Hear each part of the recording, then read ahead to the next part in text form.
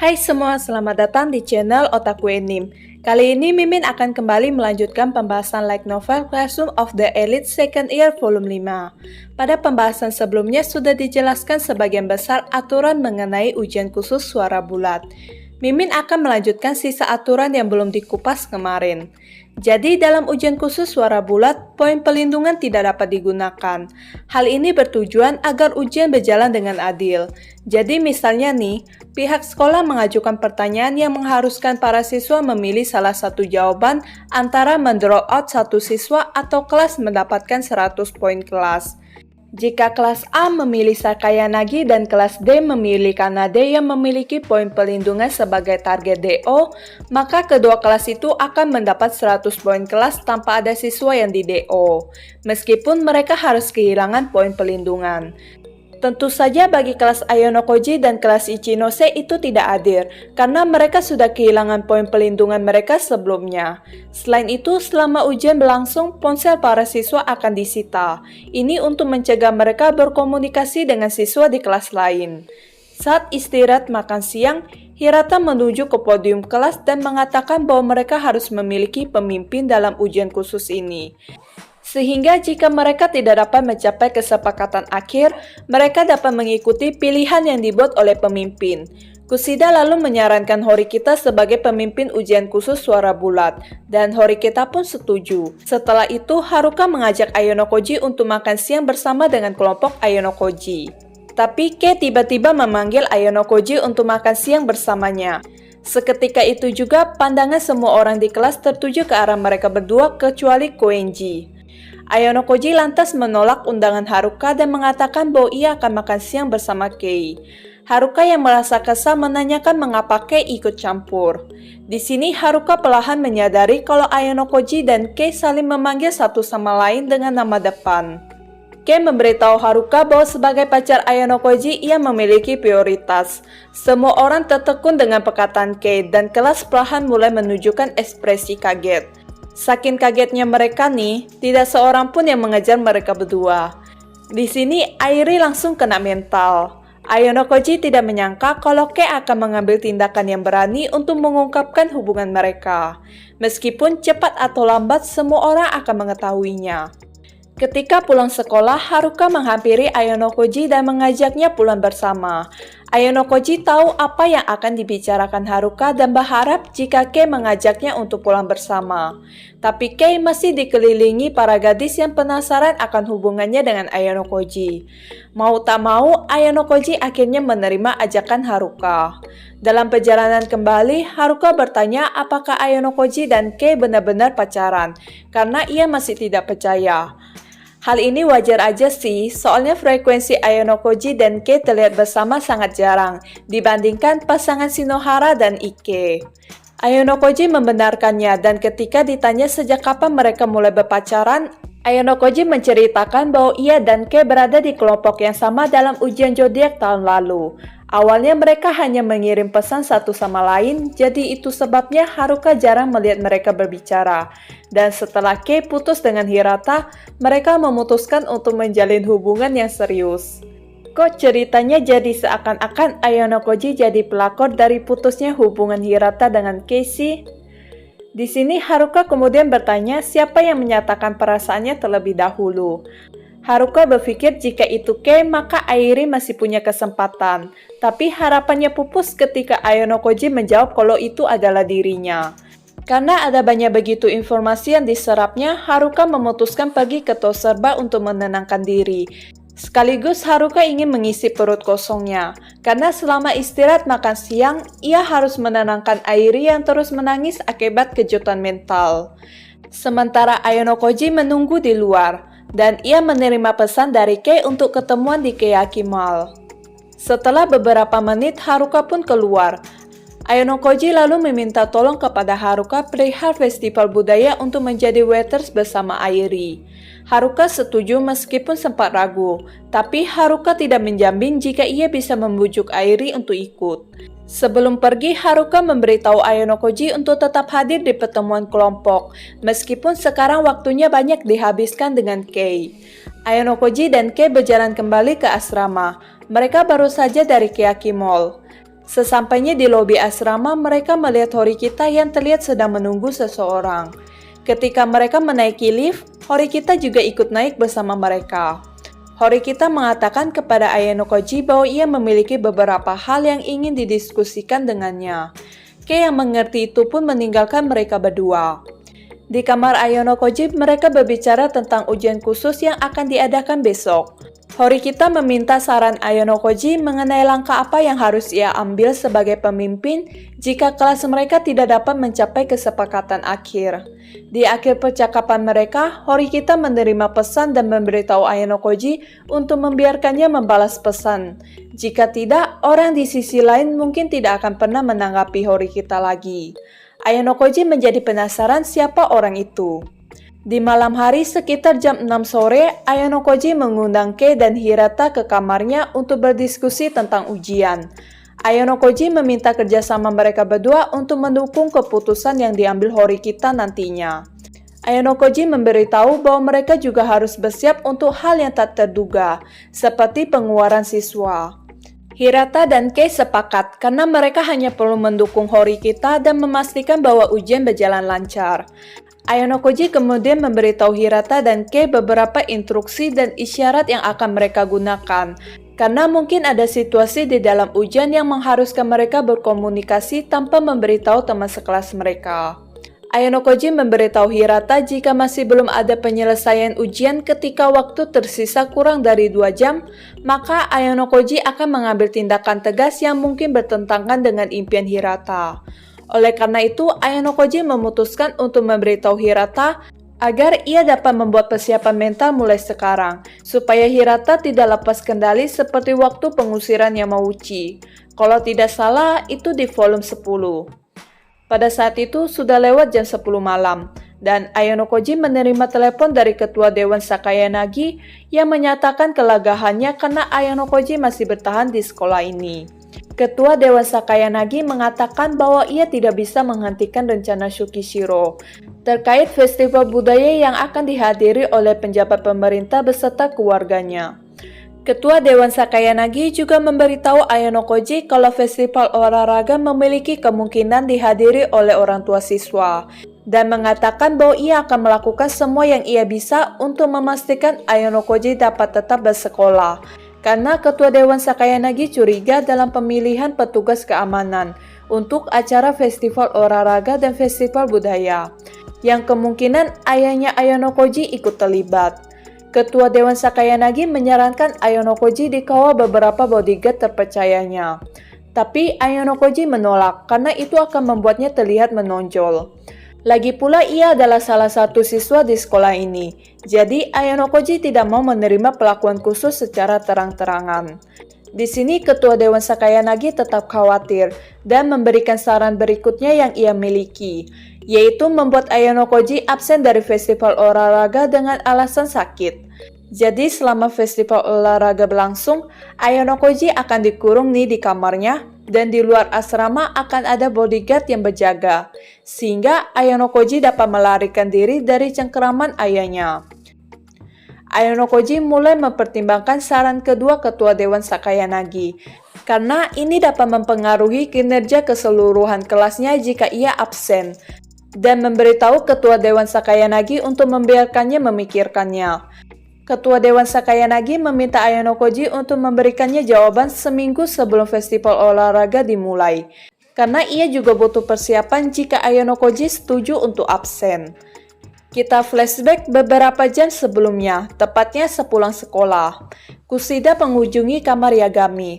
Kushida memberitahu Yagami rincian ujian khusus suara bulat, dan menyatakan tekadnya untuk mengeluarkan Ayano Koji dan Horikita dari sekolah. Yagami memberi dorongan agar Kushida bertindak ekstrim saat ujian. Oh ya, di sini Kushida sudah mengetahui kalau Yagami tidak berasal dari SMP yang sama dengannya. Kushida bertanya tentang siapa Yagami dan bagaimana ia bisa mengetahui tentang masa lalunya. Yagami mengatakan bahwa ia hanya menguji Kushida ketika pertama kali bertemu, untuk melihat apakah Kushida adalah seseorang yang bisa ia gunakan. Nggak Ayano Koji atau Yagami sama-sama menganggap semua orang sebagai alat. Yagami mengatakan jika tujuannya adalah bermain-main dengan Ayano Koji. Kusida bertanya mengapa Yagami terpaku pada Ayano Koji, tapi Yagami tidak menjawab dan memilih mengalihkan pembicaraan. Setelah percakapan mereka, Kusida bersumpah untuk menyingkirkan Yagami setelahnya. Hari di mana diadakannya ujian khusus suara bulat pun akhirnya tiba.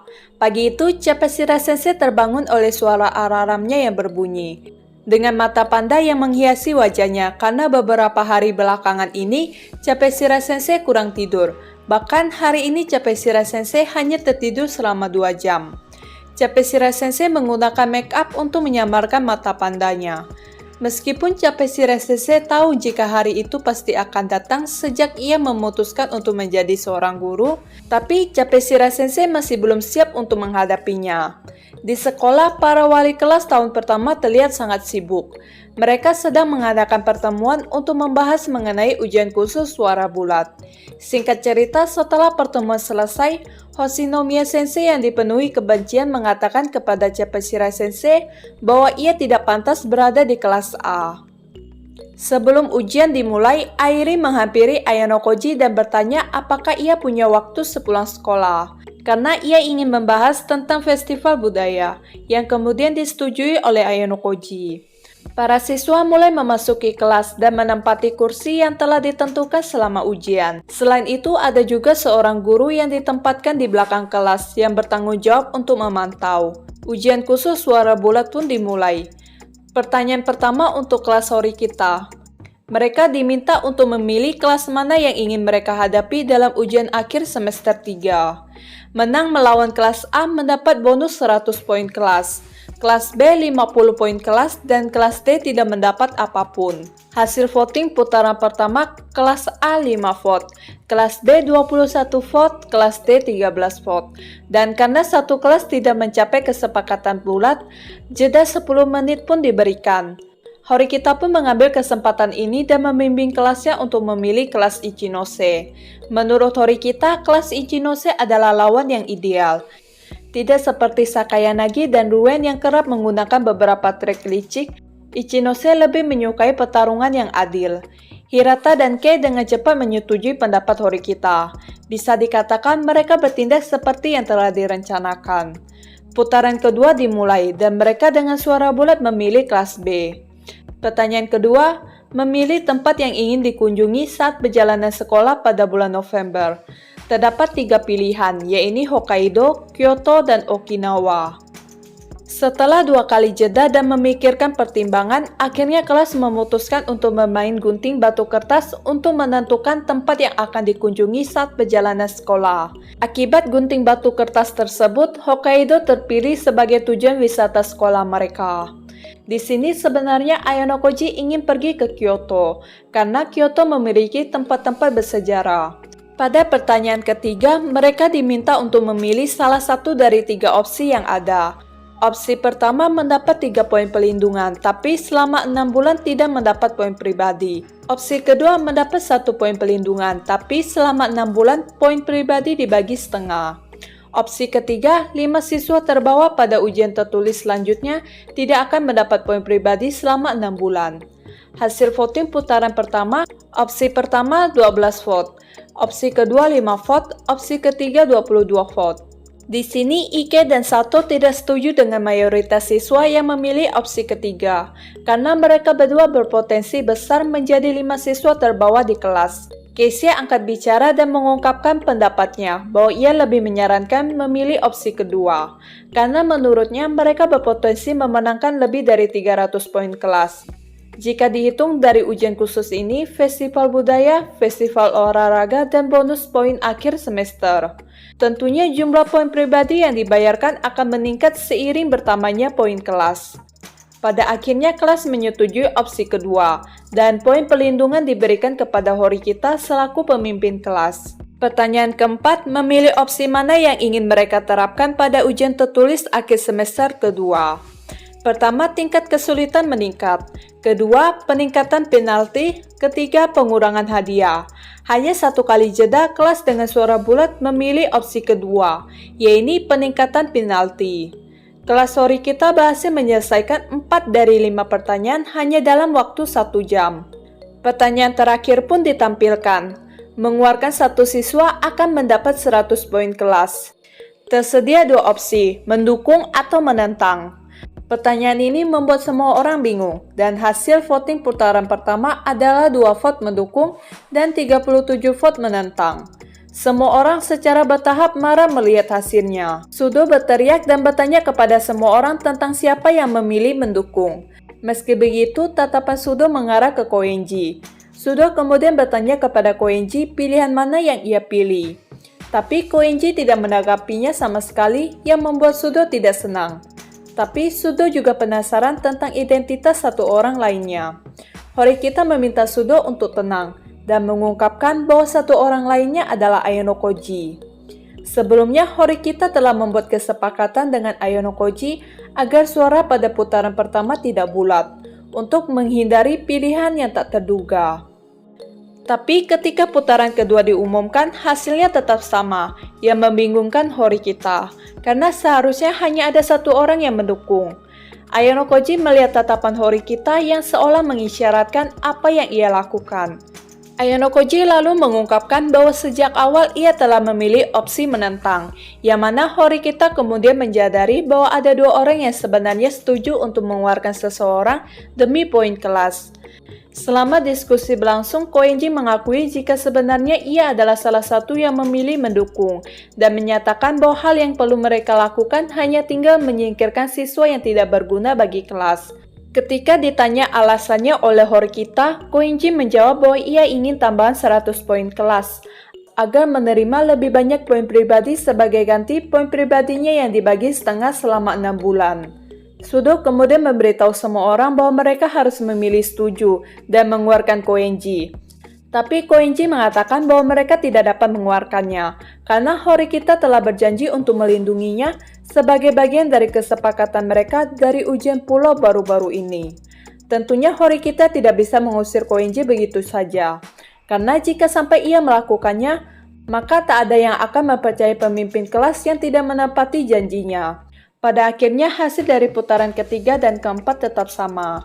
Horikita mulai berinisiatif menjinakkan Koenji dengan mengajukan proposal. Jika Koenji setuju untuk memilih menentang hingga suara bulat tercapai, Horikita akan memberikan 10.000 poin pribadi setiap bulan sampai hari kelulusannya.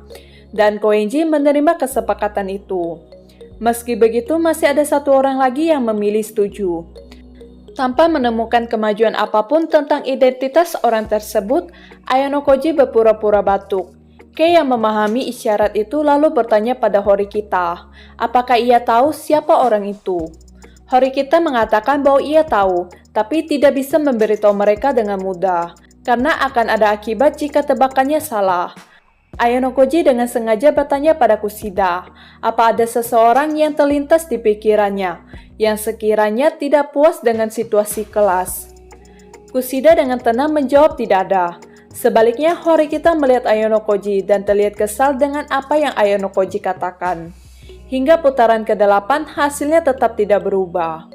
Di jeda ke-8 ini, Horikita memohon pada satu-satunya orang yang memberikan suara setuju bahwa ia bukanlah musuhnya, melainkan sekutunya.